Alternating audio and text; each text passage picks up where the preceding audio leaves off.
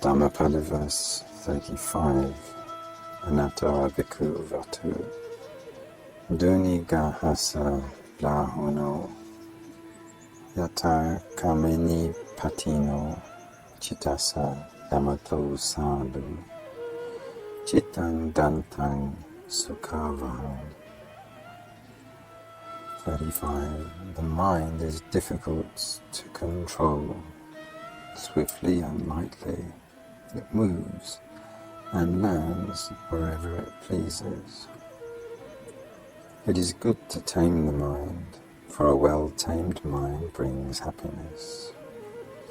The story of a certain bhikkhu, while residing at the Jetavana monastery, the Buddha uttered verse 35 of this book with reference to a certain bhikkhu. On one occasion, 60 bhikkhus, after obtaining a subject of meditation from the Buddha, went to Matika village at the foot of a mountain. There, Matikamata, mother of the village headman, offered them alms food. She also built a monastery for them, so that they could stay in the village during the rainy season. One day, she asked the group of bhikkhus to teach her the practice of meditation.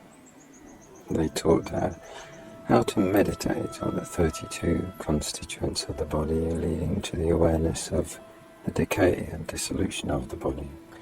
Mati Kamata practiced with diligence and attained the 3 maggas and palas, together with analytical insight and mundane supernormal powers, even before the bhikkhus did. Rising from the bliss of the magga and pala, she looked with the divine power of sight, Dibbachaku, and saw that the bhikkhus had not attained any of the maggas yet. She also learned that those bhikkhus had enough potentiality for the attainment of arahatship, but that they needed proper food. So she prepared good choice food for them.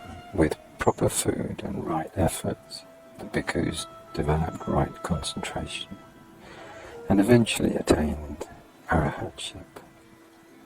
At the end of the rainy season, the bhikkhus returned to the Jetavana monastery where the Buddha was in residence. They reported to the Buddha that all of them were in good health and in comfortable circumstances, and that they did not have to worry about food. They also mentioned about Matika Mata, who was aware of their thoughts and prepared and offered them the very food they wished for. A certain bhikkhu, hearing them talking about Matika Mata, decided that he too would go to that village. So taking a subject of meditation from the Buddha, he arrived at the village monastery. There, he found that everything he wished for was sent to him by Matika Mata, the lay devotee.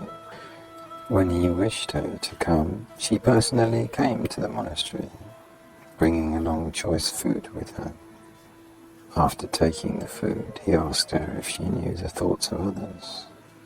She evaded his question and replied, "People who can read the thoughts of others behave in such and such a way." Then the bhikkhu thought, "Should I, like an ordinary worldling, entertain any impure thoughts she is sure to find out?" He therefore got scared of the lay devotee and decided to return to the Jetavana monastery. He told the Buddha that he could not stay in Matika village because he was afraid that the lay devotee might detect impure thoughts in him.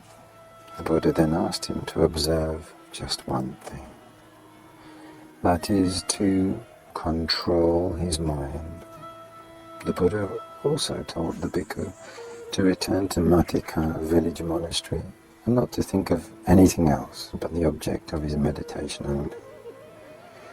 The bhikkhu went back. The lay devotee offered him good food as she had done to others before, so that he might be able to practice meditation without worry.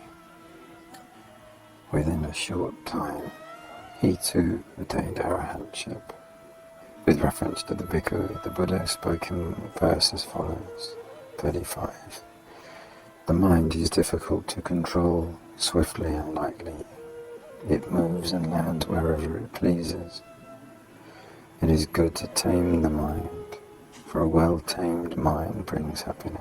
Those assembled there at the end of the discourse attained Sotapatti fruition,